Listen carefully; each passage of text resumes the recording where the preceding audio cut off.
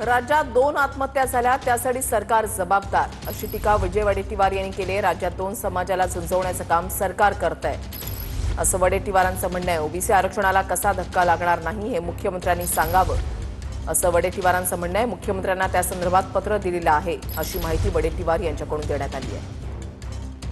पुन्हा एकदा आणखी एक ओबीसी पालकांना जे आहे ते आत्महत्या केलेली आहे। आत्महत्यांचं सत्र दिवसेंदिवस वाढतंय।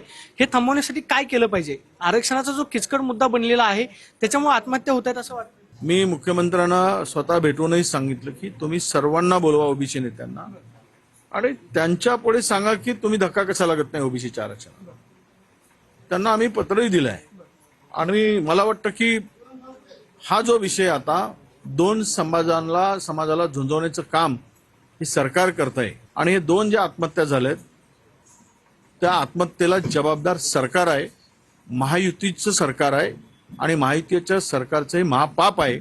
म्हणून आज ओबीसीच्या लोकांना आत्महत्या करायची पाळी आलेली आहे। पूर्वी दोन पोळ्या होत्या, 2 पोळ्या खाणारी 10 माणसं होती।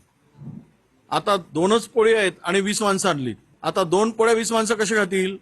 बरं, जी नवीन 10 आलीत ती सगळी प्रस्थापित आणि पैलवान आहेत।